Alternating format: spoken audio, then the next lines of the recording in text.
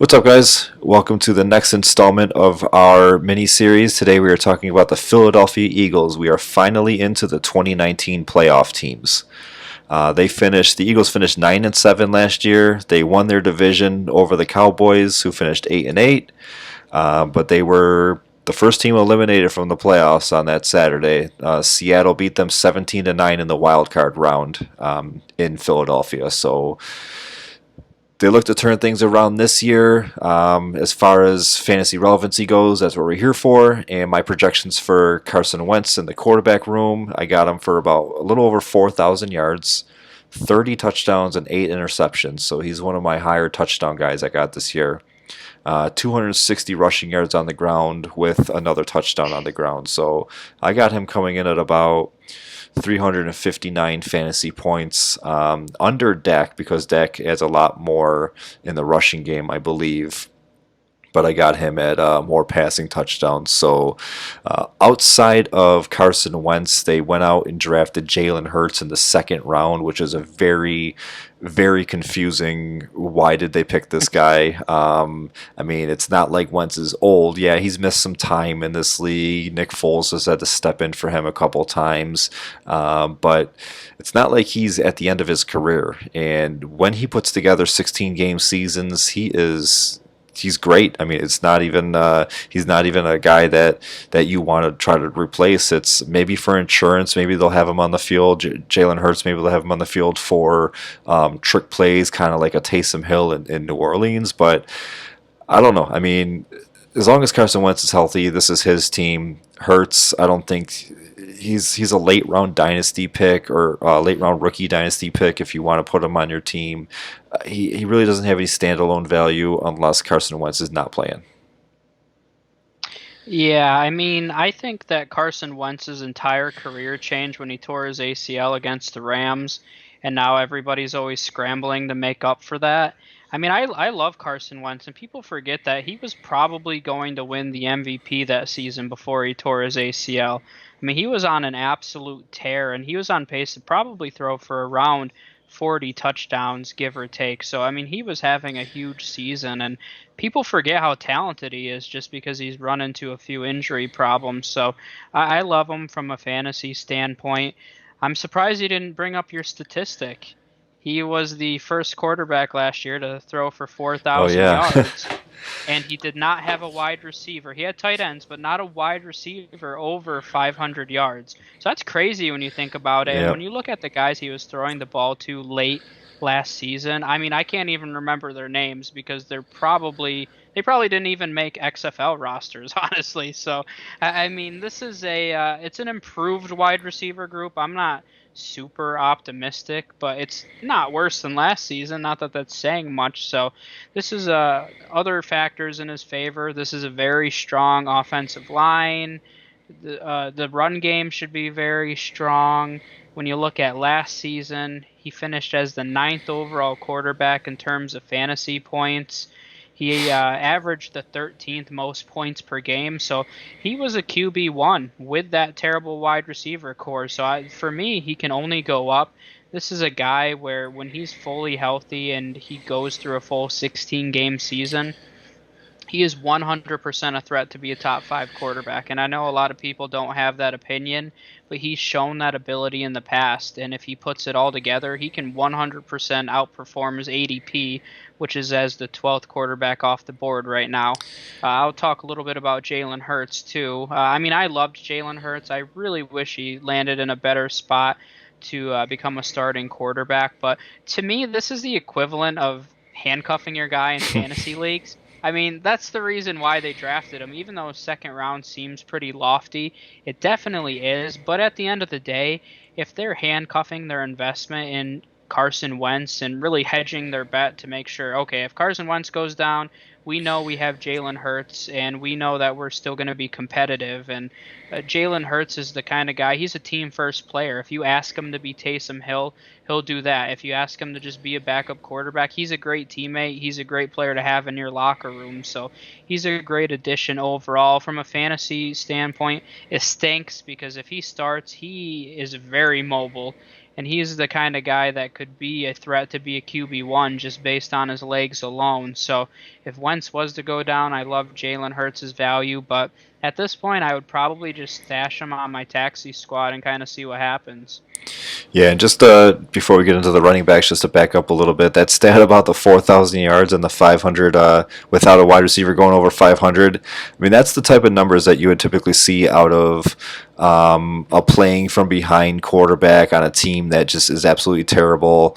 Somebody like, say, the Bucks last year, Jameis Winston just chucking the ball over the field. Now he obviously had Evans and Godwin, so he didn't have those exact numbers, but those like the stat line itself is like some like a 6-10 record team, and this team was 9-7 with that. So I mean that just shows like how Carson Wentz is. That just shows what he can do for a team, and you put talent around him, he's just going to be better. And that's what we're going to talk about. Getting into Miles Sanders in the running back room here, Miles Sanders is the clear cut number one. Jordan Howard is not there anymore. He went off to Miami. Boston Scott is really the handcuff there. Corey Clement has seen a little bit of time on the starting roster, but I mean, Miles Sanders. He's one of your favorite guys. I know that, so I'll let you talk about him a little bit more. But he's growing on me too. I would love to have him at the end of the first, early second round if I could pair him up with say a Josh Jacobs, a Kenyon Drake. I mean, I wouldn't even mind like I don't want to reach for an Austin Eckler, but like even having maybe like a Miles Sanders and Austin Eckler combination, something like that. I wouldn't mind that with a top end wide receiver if I could, if Austin Eckler could even drop a little further so I could get all three. But yeah, I mean, this is Miles Sanders' backfield. Boston Scott, he's not really a huge threat. He might be on the field a little bit. Miles Sanders, and we like to bring it up every episode. He has returned kicks, but now that he is the alpha back there, they might take those duties away so he doesn't get hit more than what he has to. So we'll see. But if he's returning kicks, then that also adds some value there too.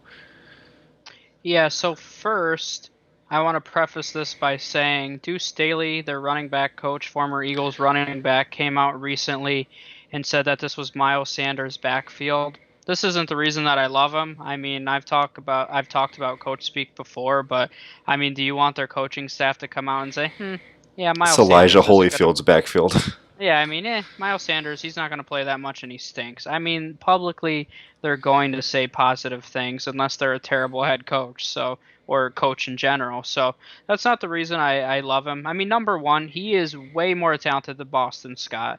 And I've seen several people say, oh, Boston Scott's going to take away carries. I mean, there's no doubt. Boston Scott will probably be on the field around, I'll say 25% to 30% of the time.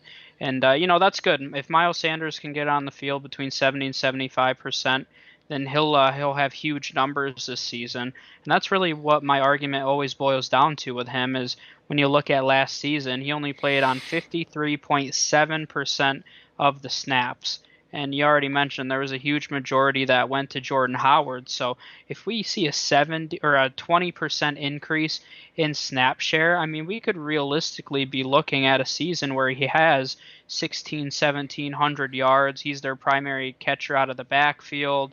I think Boston Scott maybe will see some red zone touches. If anything, that's where he'll come in more. Boston Scott's not the biggest back either. They're both kind of smaller guys, but even the argument I've heard a few times that when Boston Scott performed, that Miles Sanders wasn't as effective. That's not true. When you look at the second half of last year, Miles Sanders was very effective, and I guess I didn't even really mention with those only 53% of snaps that he played, he still had 1,300 yards as a rookie and 50 receptions. And I mean, that's unbelievable when you really think about it. So he was 15th overall in PPR formats as a rookie, only playing slightly above 50%. And you're telling me now that Boston Scott's the only guy in the way and he's not going to be a at least top 10 guy. I don't buy into it. So I love Miles Sanders. I think the sky is the limit for him, and I'm really looking forward to a big year from him. Yeah, it's going to be fun to watch him. Who's So who's opening up the holes for Miles Sanders and Boston Scott to run through? Well, it's a pretty damn good offensive line, I would say. Andre Dillard, the left tackle. They got the second best Kelsey in the league, and Jason Kelsey. Jason Peters, who actually was a free agent, had no offers, and he decided to come back and move to guard because Brandon Brooks is on IR. So he's not protecting Carson Wentz's blind side anymore. He's inside to right guard now. Lane Johnson is on the COVID list, but it's not saying that he has it or doesn't have it and how long that list is, but so he could be back playing right tackle for him at some point, or if not, I mean Casey Tucker is a perfect player for that spot too. So what does PFF have for the Eagles overall ranking for the offensive line? So they finished seventh last season, and they have them projected as the 10th best offensive line. They're a little stronger in the run game, so that only helps Miles Sanders as well. So, very strong unit, very consistently in the top 10. So, I would expect this year to be no different for them. All right. And then moving on to their wide receivers, one of the bigger opt outs in the fantasy world, if you wanted to even count it as a fantasy opt out, would be Marquise Goodwin. So that's just one less wide receiver on this team. But they're loaded with names. I mean, it's not like they really don't have that big alpha wide receiver like a Michael Thomas or Julio Jones or anything like that. But they got a bunch of guys that can get the job done and kind of help out Carson Wentz. The biggest name that's not starting on the pup list is Deshaun Jackson. Alshon Jeffrey is starting on the pup list. Their first round pick this year was Jalen Rager, so he's definitely going to be out there a lot, and probably from day one he's going to be a pretty much an every week starter. And then a couple other guys. They drafted a couple later on guys this year, John Hightower and Quez Watkins in 2020 draft. In 2019 draft, they took J.J. Arcega-Whiteside from the Walmart University of Walmart. They got Greg Ward, who saw some time last year. So they got, like I said, I mean, it's definitely from week 17 and even in the playoffs last year to right now, it's a huge overhaul and huge upgrade. And maybe we'll see a wide receiver go over 500 yards this year for Carson Wentz. Yeah, I mean, I think overall this receiver core just scares me. I don't think if I'm necessarily going to be trusting very many of them. Alshon Jeffrey was kind of intriguing to me because I think he would have been by far their number one weapon if he was on the field. We'll see if he does get any game action in this season. I think it'll be challenging for him, but if he is healthy, he's an intriguing option. He should be involved in the red zone. He'll be a big target for Carson Wentz, who has a big arm. So, and I've mentioned this before, I think Deshaun Jackson and Jalen Reagor are more stretch the field kind of players, and maybe Jalen Reagor can prove me wrong. Maybe they have him listed as their starting slot wide receiver. So if he ends up running a ton of routes out of the slot and he really works on his route running, he can definitely become an effective wide receiver. But to me, I think the name that I'm kind of intrigued by a little bit is JJ Arcega-Whiteside, because I want to see what they do with him, if anything else. I mean, he was a second round pick. He barely played last season. And when you're looking at all these smaller wide receiver burner types, even John Hightower, who you mentioned, is more of a downfield threat. JJ Arcega-Whiteside's really the only big-bodied receiver they have on this roster. So to me, it could be possible, especially if they have Reagor playing in the slot.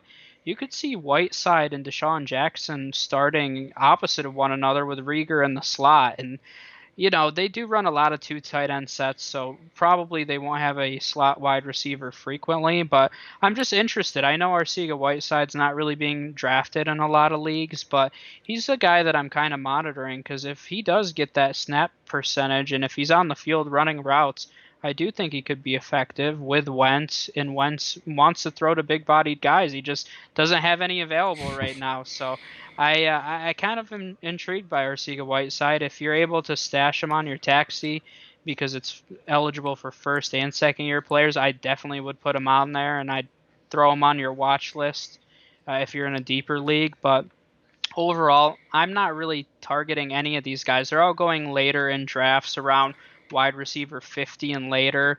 if you made me pick one of those starting guys, Deshaun Jackson and Jalen Reagor, between those two, I'd probably go with Jalen Reagor just because he's younger. They have him listed in the slot, so he'll have probably a higher volume. Where Deshaun Jackson is always a two catch for 80 yards kind of guy for me, and it's very inconsistent. And not to mention he's getting older and he's past the prime of his career, so I take a chance on Jalen Reagor, but I think in the end I'm probably just staying away from it, which is crazy to think that you have a quarterback you're confident saying is going to be a QB1, but you're staying away from all of his wide receivers. It's just a Yeah. bizarre dynamic.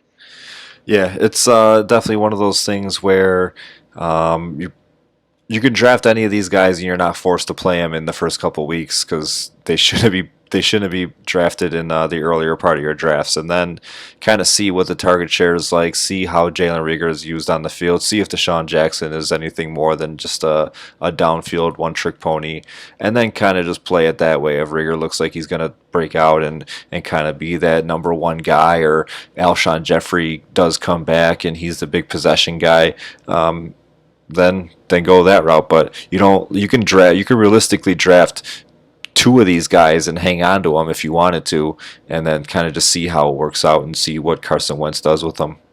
The pass catchers from this team that you will be drafting, not you necessarily, but that people will be drafting, are the tight ends Zach Ertz and Dallas Goedert. Probably off the top of my head, they're definitely top five pairing of tight ends in the league. They're probably close to like top one, top two, maybe with Tampa Bay, and if we get a healthy Jordan Reed, maybe even the San Francisco 49ers can make a rush or a run for that title too. But as of right now, Ertz and Goddard, they're an excellent pair. Both of them can block. I mean, they're both really good pass catchers too, but they both do have the availability to block. So they'll definitely help out Miles Sanders in the run game, which doesn't help you from a fantasy perspective as a tight end, but it does help you if you're a Miles Sanders owner. But these guys, they're both. I mean, Zach Ertz is probably Wentz's favorite target, but Dallas Goedert is starting to grow on him, especially if Alshon Jeffrey misses more time or just doesn't even come back at all. It's probably going to be these two are the top two target receivers outside of Miles Sanders. Yeah, and starting with Zach Ertz, he's going tight end 4 right now, 41st off the board. For me, I mean, I'd almost guarantee that he's going to be in that top 6 range just on volume alone. I mean, there's very few tight ends in the league where you can confidently say they're their team's number one target. And you can confidently say that about Zach Ertz. So, in that regard, he's very productive. He's very reliable. I have no doubts that he'll be heavily involved in this offense. This is the number one scheme in terms of being tight end heavy in the entire league. So there's no doubt these guys are going to produce. I think my biggest problem with Ertz right now is just where he's going. I mean, you're kind of in the range, 41st overall. In my opinion, you really need to start, or you should be loading up on wide receivers and running backs. And with the tight end class being so deep, I would just rather wait on a younger guy with some upside, and he could theoretically outperform Zach Ertz. Would I guarantee it? No, but it's definitely possible depending on who you take. So I think that's my problem with Ertz. It's not because he's not going to produce. It's just more that his draft capital for me is too high. For me personally, I'd rather have Dallas Goedert right now. And I think he's very underrated just because he almost has that stigma like he's a backup tight end. I mean, which he's not because they play two tight end sets. But I think when you're looking at your draft board, you're saying, okay, Zach Ertz, well, I'm not going to take their second tight end. And as much as he is their second tight end, he gets a bad rap because of that. So for me, last season when you look at it, he had the 11th most points per game from the tight end position. He finished 10th overall in total points. And when you look at the average draft position right now, he's being drafted as the 16th tight end off the board. And that's based on Yahoo, ESPN, all the different platforms. But there's some platforms where he's being drafted outside of the top 20 right now at the tight end position. And that's crazy for a guy last season that was top 10. and that was with Zach Ertz was on the field last year, so it's not because Zach Ertz missed time, but Dallas Goedert was very consistent. When you look at his numbers, almost every week he was tight end 10, 10, 11, 10, 10, 9, 9, 8. I mean, every single week he was consistently producing. So I really like Goddard's value, and I'd say you definitely shouldn't fade on him just because he's a quote unquote their second tight end. All right, so that pretty much does it for the offense. Moving on to the special teams, we already mentioned that Miles Sanders has returned kicks. Boston Scott has also returned some kicks in the punting game, so he's a guy that if you are cuffing Sanders, or if you're looking for a late round dart throw, or probably best ball would probably be the best chance for him, because you're not going to be playing him if Best Miles ball. Sanders is if Miles Sanders is available. Their kicker, Jake Elliott, he's a good kicker, but we also tend to stay away from open air stadiums and northeast stadiums. So, but Jake Elliott, if this offense could put up points, Jake Elliott is going to finish as a pretty decent kicker for fantasy purposes. But there's other kickers that are probably taking over him just because of playing up in Philadelphia and having the wind and the snow in late December. So, what are your thoughts on Elliott? Yeah, the Eagles are a very effective team in the red zone. So typically, when you look at Jake Elliott over the past 5 years, he hasn't been overly productive for fantasy owners. So last season, he was the 20th kicker overall in terms of total points. So I'm not really drafting him. I see him pretty consistently, though, in every single draft I'm in. He's drafted as a top 10 kicker, and he hasn't ever been a top 10 kicker. So, that's kind of interesting to me. If anything, it's just name recognition because he's been their kicker for a few years now. But yeah, I mean, you mentioned between the weather and their efficiency in the red zone, I would probably be steering away. All right, and then moving on to the defense as a whole, it's probably going to be pretty good. They do play in a outside of Dallas. They play in a semi weaker division with the football team and the Giants, Hmm. and then I don't have the rest of their schedule in front of me, but just they got some individual names on this list that, as far as like fantasy purposes, I mean, if you're in the IDP league, most likely you're playing with a defensive lineman, a linebacker, and a defensive back of some sort. So there's a couple of these guys that you can absolutely use on your fantasy team. It's just the strongest position in fantasy is probably the Eagles' weakest position as far as IDPs go, and that's the linebacker position. But for defensive linemen, I mean, you got Derek Barnett, Fletcher Cox, Brandon Graham. On the back end, you got Jalen Mills, Darius Slay, who they got from Detroit, Nikel Roby Coleman, who could get away with pass interference calls. So they got some pretty they got some pretty solid individual players, and as a team overall, I think the defense is going to be good. I mean, just 2 years ago, we were saying how the secondary is probably the worst in the league, and now they actually have a pretty good secondary. I mean, Darius Slay definitely helps that out a lot, but Jalen Mills has definitely stepped up.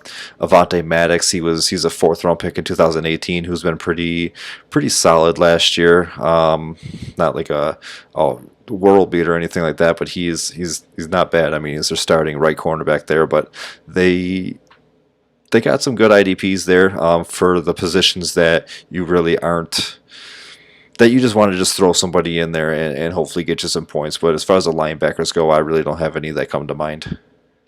Yeah, and I would agree with that. On the defensive line, I'm looking for sacks. Brandon Graham was their leader last season. He was the 16th highest scoring IDP defensive lineman last year. So if you're in a league, and I'm in a few where you play two D linemen, two linebackers, two DBs, he's a good second D lineman. But yeah, I mean, you make your money with your linebacking core, and I couldn't really tell you what's going to happen in this linebacking core. So this is a situation for me where somebody on this in this linebacking core is going to break through because almost every team has 100 tackle guy. And if you had to pinpoint one guy on this roster, I really couldn't even give you one right now. It's going to be a wait and see game. I'd pay attention the first few weeks and see who's heavily involved in getting tackles and put them on your watch list because they could be a steal off the waiver wire. But right now, TJ Edwards is listed as their middle linebacker. That's usually the number one candidate to lead the team in tackles. So I'd throw a watch star on that guy and see what he does the first few weeks of the season. Their cornerbacks you mentioned very much improved. Their secondary has been terrible the past few years, and now they'll be very solid this year. But their safeties, both of these guys are more playmakers. They're not really guys that get a ton of tackles, and they're not overly relevant in IDP formats. Their defense as a whole last season was 15th. So you kind of mentioned they're better.